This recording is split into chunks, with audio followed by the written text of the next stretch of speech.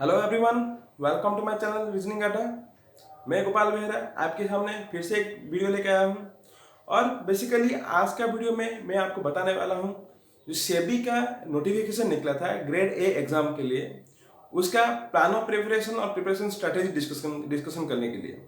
वैसे आप सबको पता होगा अभी ग्रेड ए एग्जाम का लास्ट डेट एक्सटेंड हो गया है, जो कि जुलाई 31 तक हो गया है। उस बीच आप अप्लाई कर सकते हैं और वो एप्लीकेशन का लिंक मैं अपना डिस्क्रिप्शन में दे दिया हूँ। आप डायरेक्टली वो लिंक अप्लाई क्लिक करके आप लिंक अप्लाई कर सकते हैं। वैसे आज का वीडियो में मैं सिर्फ इतना डिस्कशन करने वाला हूँ कि क्या होना चाहिए हम लोग का प्लान ऑफ प्रिपरेशन और क्या क्या आएगा, कौन सा चैप्टर से आपका क्वेश्चन आ जाएगा, ये सिर्फ यही सब आपका यहाँ पे आज डिस्कशन करेंगे। ठीक है, वीडियो के एंड तक जरूर देखना ताकि आप सबको समझ में आए और आपको पता लग सके कि कौन सा चैप्टर से कितना मार्क्स आएगा, ताकि आपका प्रिपरेशन एक फुल फॉर्म में चल सके। वीडियो के एंड तक जरूर देखना ताकि आप इजीली कैच कर सकते हैं कि how to prepare for SEBI grade A exam. चलिए देखते हैं। जैसे कि मैं आप सबको बताया कि ग्रेड ए का एग्जाम का अभी एक्सटेंड हो गया है और हम प्लान ऑफ प्रिपरेशन डिस्कशन करने वाले हैं। तो थोड़ा यहाँ पे ध्यान देना कि एक्चुअली स्ट्रैटेजी क्या होना चाहिए और उसका कैसे एग्जाम आएगा, तो वन बाय वन देखेंगे। ठीक है, तो रीजनिंग अड्डा आपके लिए लेके आया है। वैसे अभी मैं आपको पहले ही बोल दूं कि कितना कौन सा क्या पैटर्न होता है और मोड ऑफ सिलेक्शन कैसे होता है।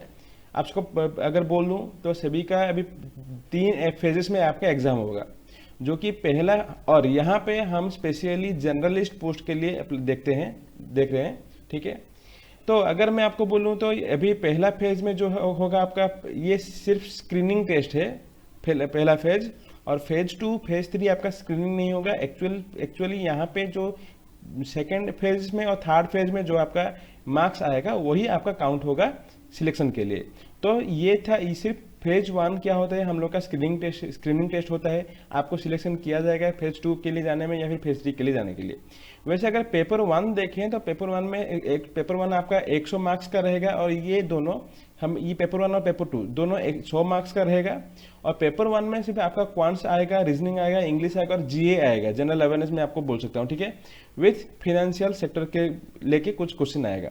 वैसे पेपर 2 में आपका ये स्पेशली होता है कि बच्चे लोग बोलते हैं कि सर हम लोग का ये यहाँ पे कॉमर्स पार्ट दे दिया है। ठीक है, देखिए यहाँ पे क्या होता है, commerce and accounting, companies act, finance and management, economics, इसके ऊपर अभी यहाँ पे इसमें से क्वेश्चन 40 यहाँ पे क्वेश्चन आपको मिलेगा, 100 मार्क्स का क्वेश्चन मिलेगा। तो ये दो जो आपका है फेज 1 एग्जाम के लिए है। और ये दोनों क्या होना चाहिए आपका, तो ये होगा आपका सिर्फ क्वालिफाइंग इन नेचर। अगर ये दोनों को पास करेंगे तो आप दूसरा फेज में एग्जाम में चलेंगे। और वैसे मैं आपको बताने वाला हूँ पेपर 1 में ऐसा क्या आना चाहिए और कैसे हम लोग इसका आंसर निकालेंगे। ठीक है, वैसे फेज 2 एग्जाम में फिर से आपका पेपर 1 पेपर 2 दो पेपर रहेगा। पेपर 1 में आपका इंग्लिश डिस्क्रिप्टिव पेपर्स वहाँ पे रहता है, जैसे कि आपका प्रेसिस राइटिंग हुआ या फिर ऐसे राइटिंग हुआ या फिर रीडिंग कॉम्प्रिहेंशन हुआ। ये आपको 60 मिनट में 100 मार्क्स का यहाँ पे दिया रहेगा, आपको यहाँ पे आंसर निकालना है। ठीक है, वैसे पेपर 2 भी आपका फिर से मैं बोल सकता हूँ कॉमर्स पार्ट में आ जाता है। वैसे 100 मार्क्स का रहेगा, मल्टीपल चॉइस क्वेश्चन यहाँ पे रहेगा। Commerce, accountancy, management, finance, costing, companies act, फिर से इकोनॉमिक्स, ये जो कॉमर्स वाला पार्ट उसमें फिर से आपको 40 आपको यहाँ पे दिया जाएगा। तो यहाँ पे मुझे लगता है ये वाला समझ में आ गया होगा। वैसे थर्ड फेज जो होता है ये इंटरव्यू का होता है। अगर जो फेज 1 और फेज 2 दोनों में क्लियर करता है वो आपका थर्ड फेज इंटरव्यू में चलेगा। और वैसे मैं पहले ही बोला हूँ phase 1 is qualifying in nature, तो वहाँ पे उसका कुछ मार्क्स कंसीडर नहीं होगा।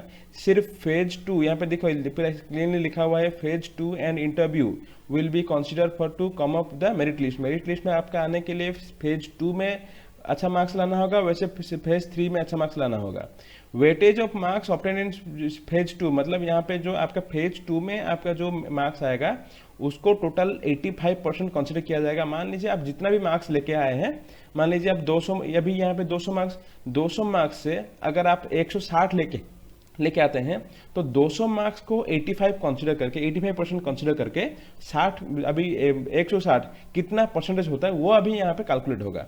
और इंटरव्यू का जितना भी मार्क्स है आपका 15% यहाँ पे कंसिडर किया जाएगा और रेस्ट आपका मेरिट लिस्ट में आ जाएगा। ठीक है, वैसे मैं आपको बोल दूं, अगर जो पहला पार्ट मैं अभी स्पेशली आपको पहला पार्ट के लिए डिस्कशन करने जा रहा हूं, तो पहला पार्ट इसमें पेपर 1 में ये 4 आपका आने वाले हैं, जो कि पहले ही बताया हूं, quantitative aptitude, reasoning ability, English और जनरल अवेयरनेस। ठीक है, तो ये अभी ये 4 है।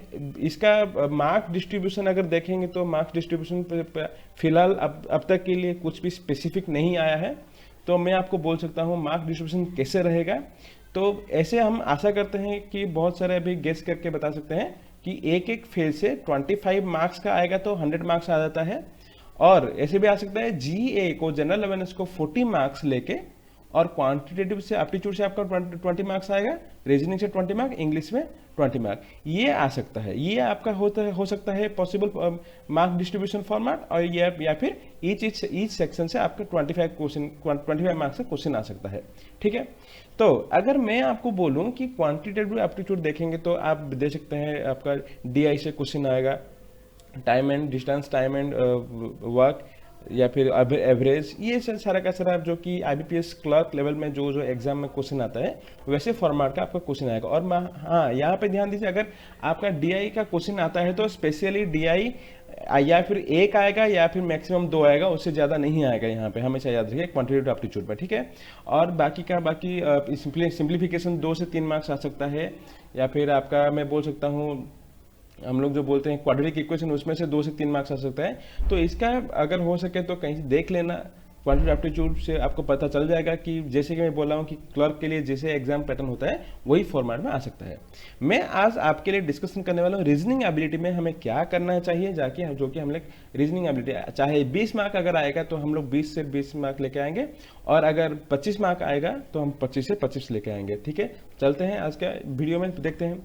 ये है हम लोग का रीजनिंग के लिए प्लान ऑफ प्रिपरेशंस क्या होना चाहिए और लेसन प्लान क्या होना चाहिए। हमेशा याद रखिए रैंकिंग एंड ऑर्डर से आपका 2 से 3 क्वेश्चन आ जाएगा।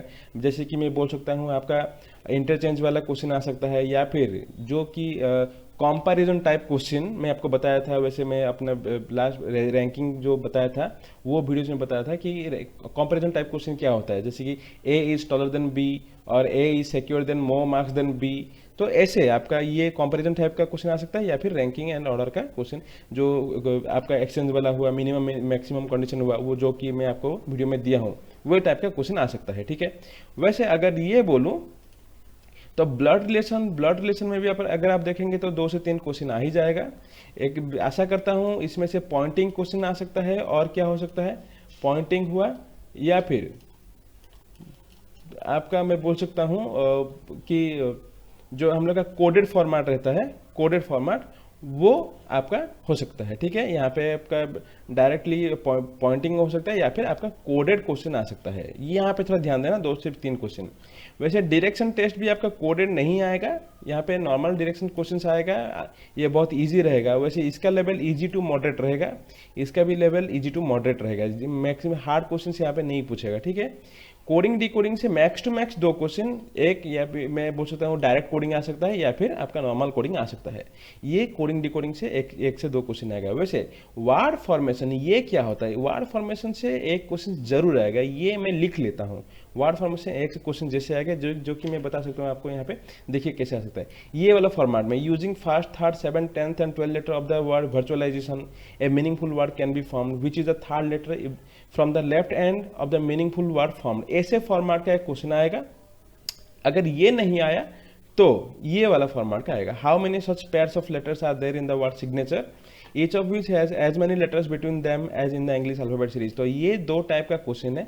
बेसिकली ये 2 टाइप से कोई एक क्वेश्चन आपका आ जाएगा। ठीक है, मैं बता सकता हूँ।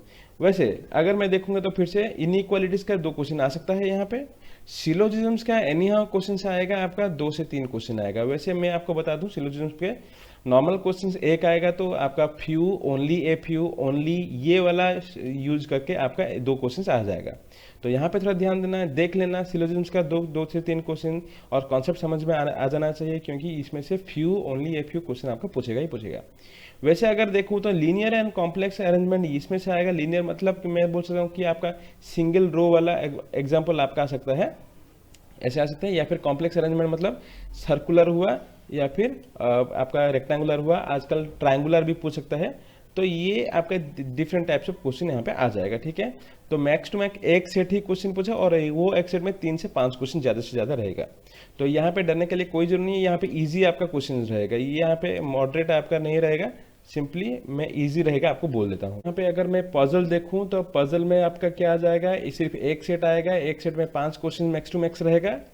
और हमें याद रखिए यहाँ पे आपका फ्लोर टाइप का क्वेश्चंस उतना लेवल का नहीं आएगा, जनरल क्वेश्चन आपका आ जाएगा और ये इजी लेवल रहेगा, उतना भी हार्ड नहीं रहेगा, बहुत इजी लेवल का क्वेश्चन आएगा, जैसे कि आपका क्लर्क एग्जाम में पूछता है, क्लर्क प्रिलिमिनरी एग्जाम लेवल में पूछता है, ठीक है।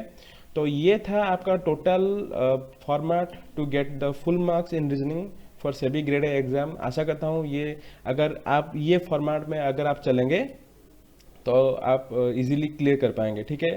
तो मैं आशा करता हूँ ये सारा का सारा आप 1 बाय 1 चैप्टर्स देख लेंगे और यहाँ पे इसके हिसाब से चलेंगे तो फुल मार्क्स आ ही जाएगा। और अगर कहीं पे भी आपका डाउट है तो ऑलरेडी मैं पढ़ा चुका हूँ, ranking, blood relation, direction, already मैं इसका वीडियो छोड़ चुका हूँ। अगर कहीं पे आपका डाउट रहेगा तो वो मुझे आप कमेंट करके बता सकते हैं। वैसे और एक बात, मैं कुछ ही दिन में सभी के लिए 2 सेट लेके आऊँगा, 2 प्रैक्टिस सेट लेके आऊँगा, जो कि उसका डिस्कशन करूँगा कि कैसे उसका क्वेश्चन आ सकता है और उसका आंसर कैसे निकालेंगे, कुछ आपको हिंट्स दूंगा, ठीक है। तो तब तक के लिए जुड़े रहिए मेरे साथ और ये प्रिपरेशन स्टॉप मत कीजिए, बूस्ट कीजिए प्रिपरेशन और सभी के लिए। और कैसे भी करके ये जो क्वारंटाइन जो अभी डे चल रहा है, लॉकडाउन डेज फेजेस चल रहा है, उसको यूटिलाइज करिए और अच्छे से मार्क्स लेके आइए। तब तक के लिए धन्यवाद।